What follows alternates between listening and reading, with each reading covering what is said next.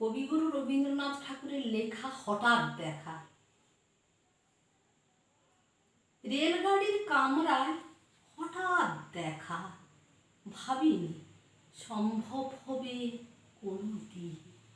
আগে ওকে বারবার দেখেছি, লাল রঙের শাড়িতে, ডালিম ফুলের মতো রাঙা, আজ পরেছে কালো রেশমের কাপড়, আঁচল তুলেছে মাথায়, দোলন চাপার মতো চিকন গৌর মুখখানি ঘিরে।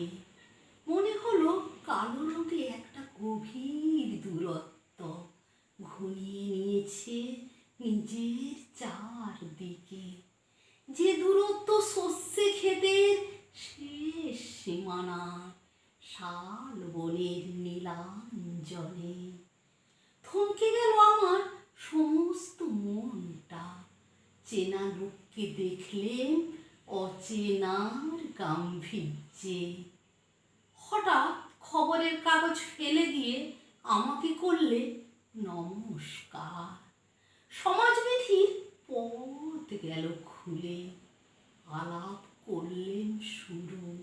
কেমন আছো, কেমন চলছে সংসার ইত্যাদি।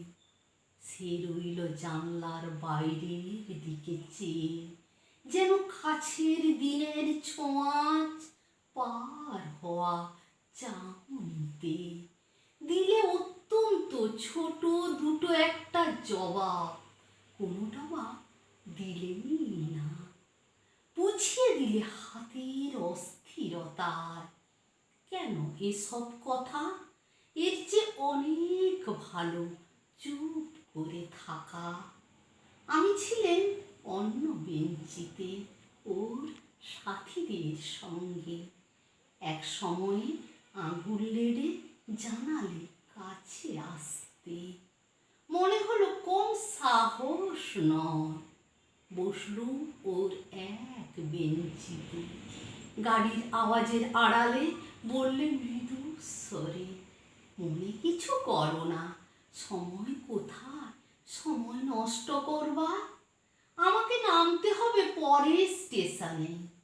দূরে যাবে তুমি, দেখা হবে না আর কোনো দিনই।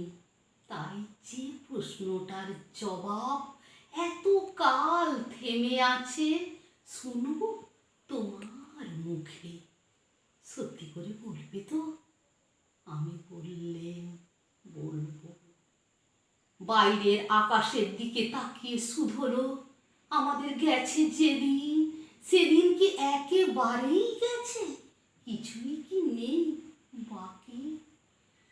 একটুকু রইলেন চুপ করে, তারপর বললেন, আকাশের সব তারাই আছে দিনের আলোর গভীরে। খটকা লাগলো, কি জানি বানিয়ে বললেন নাকি। সে বলল, থাক এখন যাও ওদিকে। সবাই নেমে গেল পরের স্টেশনে, আমি চললেম একা।